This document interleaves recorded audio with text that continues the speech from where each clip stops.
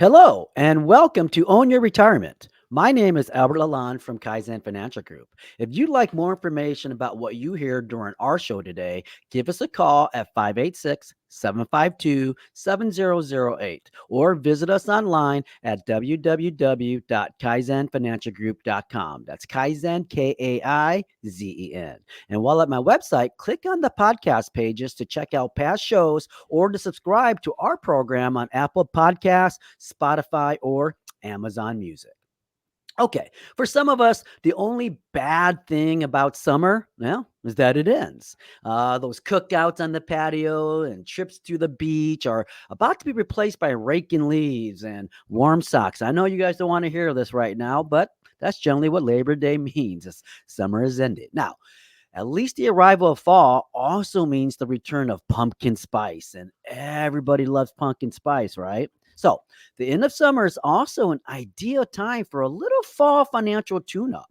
It's common for many of us to spend a little more money than usual during summer. Tickets to, let's say, the ball game, extra trips to, let's say, the ice cream shop, and long road trips with the family. It can all add up in a hurry. So, during our show today, we're going to look at some of the ways you can adjust your financial strategy so you can head into the fall with some fresh energy.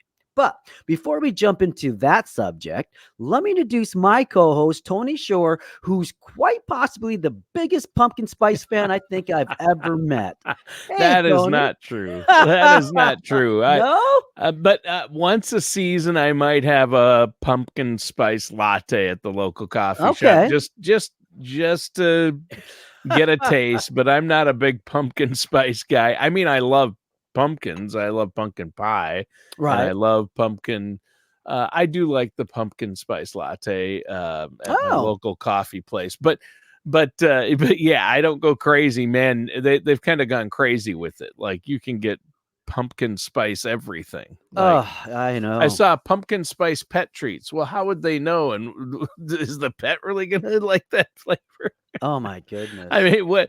That's crazy. It's nuts. I mean, you can get anything with pumpkin spice. I mean, even I saw shampoos, Wow. candles. It's like not just food. It's kind of weird. So yeah, they go a little nuts. But yeah, fall is my favorite season, Albert. Yes, yes. And I've said this on the show before. It is, although I hate to be in the last throes of summer. Also, it just Uh-huh. went by too quick. You know what I It mean? it did, especially this year, it feels Yeah, like I it. love fall, except it's too short, and then it'll be winter, and nobody wants to talk about that yet. So No, no. we want to avoid that topic altogether. So I've been great. I had a great Labor Day weekend. Spent some time with the family. Nice. Went to the state fair. Ate food that was really not healthy at all. Everything deep fried. I mean, they have deep fried Twinkies at the state. Like Twinkies isn't enough, Yeah, you of a can sugar treat. deep fry them. Wow. You can actually feel your arteries harden as you eat them. That's the Woo. that's the problem. Woo. So, I know we have a great show lined up. We're talking Mhm. about getting your finances looked at. I mean, you're right. I mean, people go on big trips, they spend some money in the summer, Oh, yes. and before the holiday season hits, now is a good time to review where you're at, isn't it? Big time, big time. Yeah. And in fact, here we'll start with an article from Nerd Wallet titled "How to Get Your Finances Back on Track for Fall." It has some really great tips that I'm excited to share. And the first of which is thoroughly reviewing your summer spending, like you said. Before you make any decisions, let's say about your future spending, you should understand your recent spending trends. Now, by doing so, you'll likely be able to identify maybe some quick, easy fixes like too many meals out or maybe too many clothes purchases. But reach out to your financial services professional for a recommendation for, let's say, a budget app, and then also review your credit card and banking statements from the summer months. And don't forget, that there aren't uniform rules when it comes to budgeting, but some people may prioritize, let's say, meals out with friends, while others may want to dedicate more money to travel. Now, the goal should be to budget in a way that lets you enjoy your life while also paying your bills and saving robustly for your eventual retirement. Yeah, agreed. And I know a lot of people are also really busy during the summer. They get Yes. crazy, racing to a kid or grandkids, little league game cookouts, family Hmm. gathering trips, boating, golf. And in the midst of all that fun chaos, it can be easy to lose track of spending. I think people don't they like to put off budgeting anyway, but especially during the summer months. So again, that budget review can be really helpful. Big time. And like I said, if you use one card and spend it, use it all summer, you have a record of everything you spent. So it's not that hard to look at your budget in that manner. Okay. Now, Right. paying off debt is the article's next fall prep step. If a chunk of, let's say, your summer spending ended up on credit cards, then there's no time like now to get them paid off. Now, remember, the longer you wait, the harder and more expensive it will be. Now, creating, let's say, a debt payoff plan, one option is the snowball effect that we've talked about before, where you pay off your debt sources with the smallest balances first to build momentum. After that, debt's off your plate, you move on to the next debt source with the smallest balance until you find yourself tracking your largest debt source using the extra money you have from paying off all your other debts. Now, conversely, you could utilize what we call the avalanche method. And that's with this, you put your energy first, paying off your debt sources with the highest interest rate. That means you'll likely pay the minimum or close to that on your other debt sources. However, once your debt source with the highest interest rate is off the books, then you can use the money you're now saving to aggressively pay off your other debt sources. Yeah. Yeah, and they both have worked really well, and I think that it's really important to pay down debt. And Hmm. I know that you've helped people with this. It's great advice. Now, whether you use either one, the snowball or the avalanche method, getting that first debt source down to zero, that's a great feeling and a good accomplishment, and will help you get your other debts paid off. And gives you the inspiration you need to tackle the next one, doesn't it? It does. It does. And Yeah. that's what people need is motivation, inspiration, things like that when it comes to debt paying. It's Yeah. like diet. If you don't see results, you're not going to diet. Uh, Right. Now, the next recommendation is to build up what we call pop up expenses into your overall financial strategy. So, beginning planning now for next year's summer travel may help you avoid, let's say, getting into too much debt once summer arrives for 2025. Now, plan for those expenses alongside planning for things like annual home maintenance and holiday shopping. It's very easy to fall into a budgeting trap in which you're, let's say, account for monthly expenses like housing, a car payment, and your phone bill while forgetting about the one off expenses that most of us are hit with, at least a few times a year. Now, some financial experts recommend budgeting in 3-month increments. That way, your regular monthly expenses are covered. But for example, building a budget for June, July, and August can help you specifically address summertime needs, Tony. Yeah, in fact, that's interesting to me, budgeting in 3-month segments, right? Hmm. I think it's Hmm. easy to picture how helpful that could be to some people. So, in your experience, what are some of the reasons building a budget with a financial services professional such as yourself? What are the reasons that's helpful?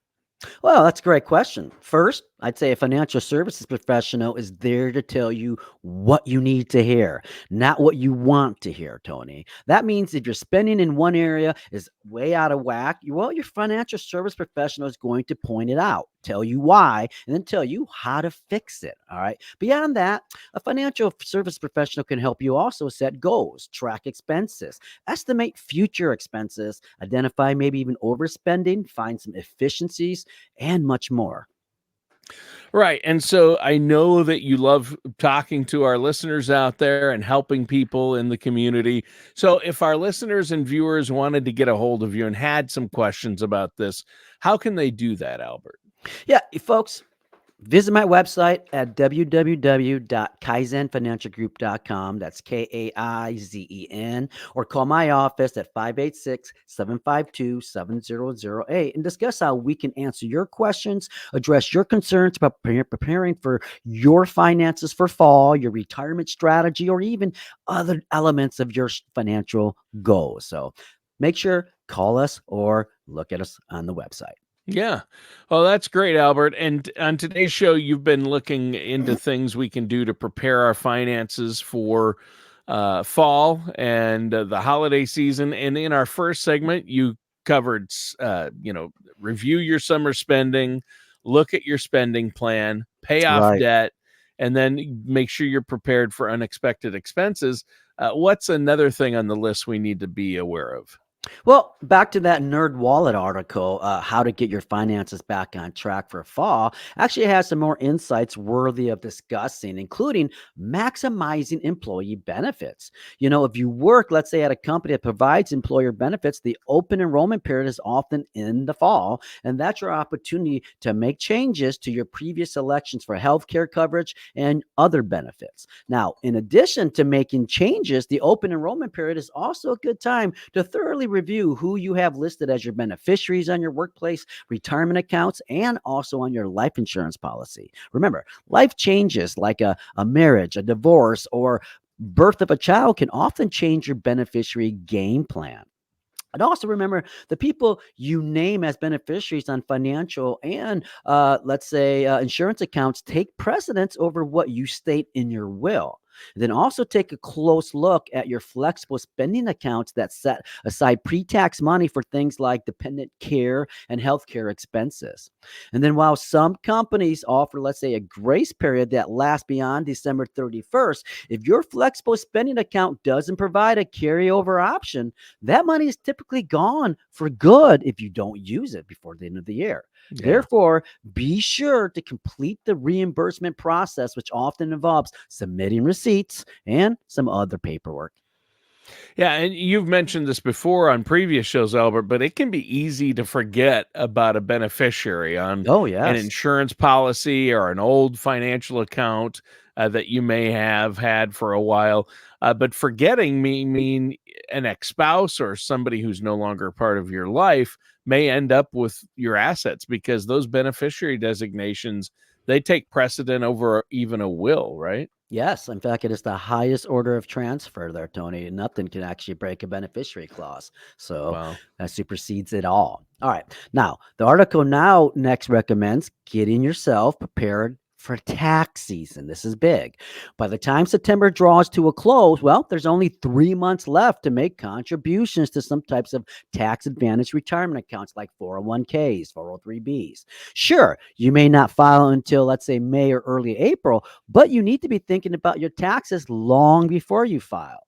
In fact, a U.S. News and World Report article titled Seven Steps for Your Fall Financial Checkup recommends creating a mock tax return.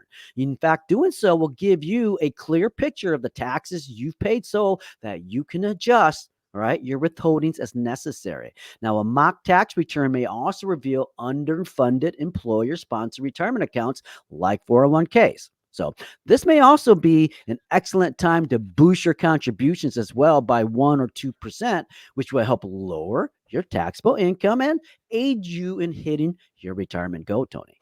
Yeah. Yeah, there you go. I think we want to hit those goals. That's Hmm. important. It's a good idea. Rather than worry about your taxes and what they're going to be, why not be proactive and get a plan in place? That's what It it's all about. Correct. And then while doing that, let's even talk about your credit report. The U.S. News and World Report article recommends that, one of the many things that people forget about during those busy summer months is when it feels like we're always running from one thing to the next.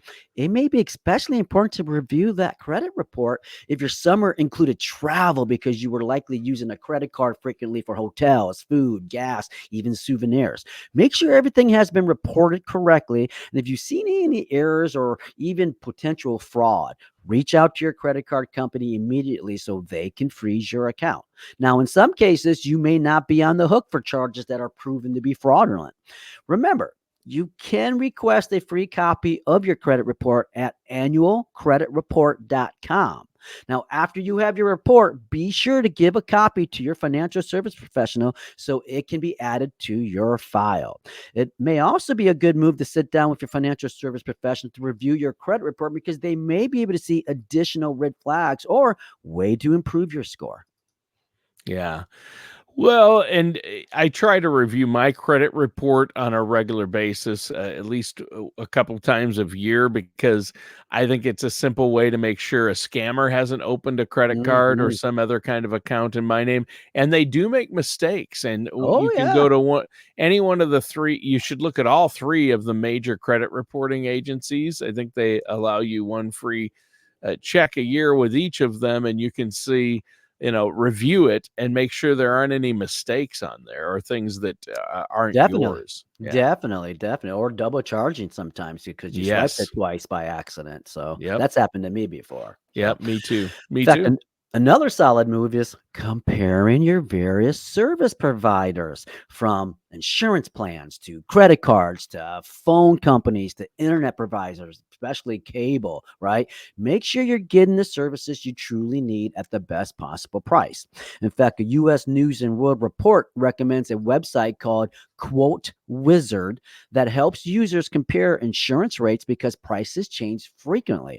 And then, interestingly, the article quotes an insurance industry expert who notes that insurance companies purchase shopping data and will then use that data to incrementally increase your rate annually based on what they think you're willing to pay.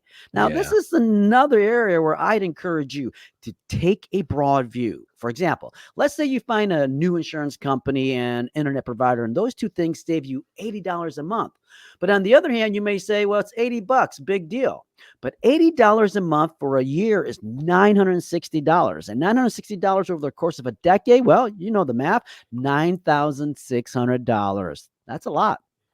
Yeah, I mean, everything adds up and it can make a big difference. And I think we all fall into habits with our insurance companies. My wife and I, we had this happen with our homeowners insurance. Mm-hmm. When we bought our home almost 25 years ago, we went with the homeowners insurance that was part of the bank Okay. that we got the loan from.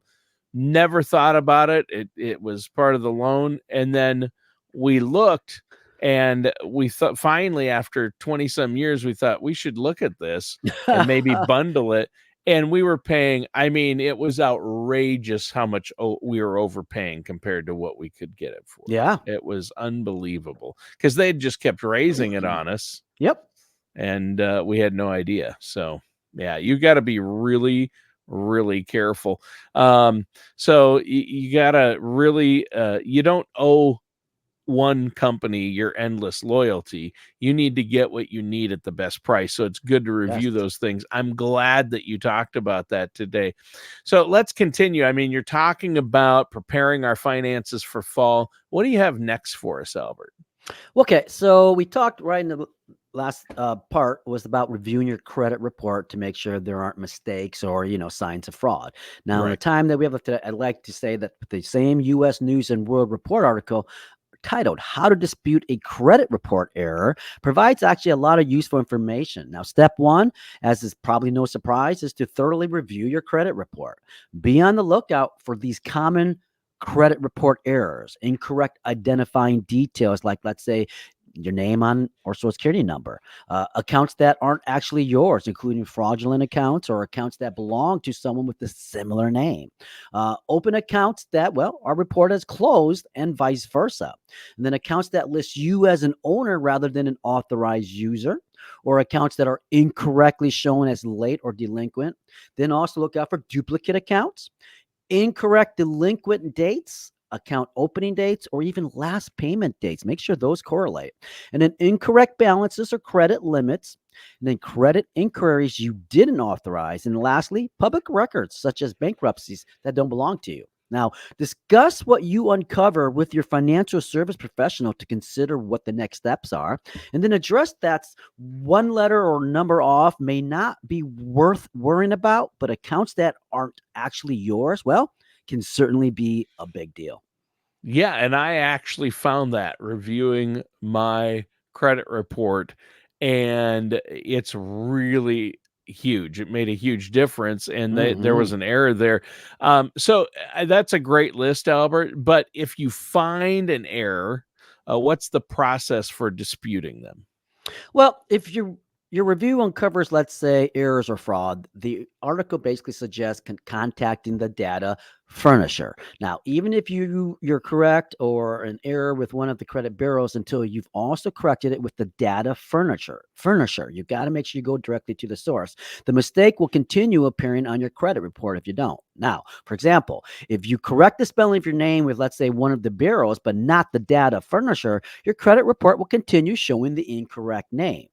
The data furnishers include banks, credit card companies, auto financing companies, collection agencies, utility companies, and real estate companies and organizations. So, the Consumer Financial Protection Bureau's website has sample dispute letters that may help you through the process. Simply visit consumerfinancial.gov and search the term sample letters. Yeah. That's great advice. I think that's fantastic. So, um, I'm not sure. I'm excited about reaching out to one of the credit bureaus with a stack of documents to make a case that they've made an error. Right. But it's important to do, isn't it? It is. It is big time. Um, According to the article, basically, I mean, credit bureaus and data furnishers will reply to your dispute claim, and usually within 30 days there, Tony. If you provide additional information during an investigation, then it may take 45 days to actually receive a Hmm, response. But sure. but when a credit bureau completes an investigation, it's actually required to notify you of the results within 5 business days. Now, the bureau could do one of the following, though: make no changes to your report, update your report, or delete information from your report. Now, you'll be provided with the free copy of your updated report so you can verify the corrections. Now, if you disagree with the investigation's outcome, you can dispute the error again and include additional information, or have the agency send you the materials it used to make its decision, or report the credit bureau by filing a complaint with the Federal Trade Commission or the Consumer Financial Protection Bureau if you think your concerns aren't being taken seriously. Or lastly, draft a statement of dispute that can be included on your credit report. Stick to about 100 words and be aware that creditors aren't obligated to accept it. And then finally, once you've received, let's say, an updated copy of your credit report after the dispute has been resolved, verify that the previous mistakes have, in fact, been corrected. Yeah. Well, that's good advice, and it's good to be aware of these things. And I don't think a lot of people pay a lot of attention to that, but they should. It can really affect their situation. So, good Hmm. show. You gave us a lot of great information today, Albert, but we're out of time for today's show. Is Of there course. anything else you want to add for our listeners before we go?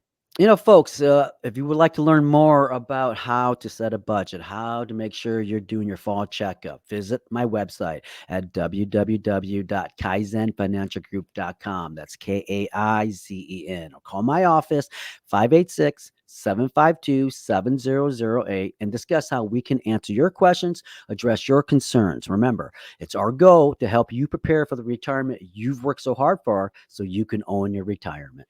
Yeah, that's great, Albert. And that does it for this episode of Own Your Retirement with our host, Albert Lalonde. Take care, everybody.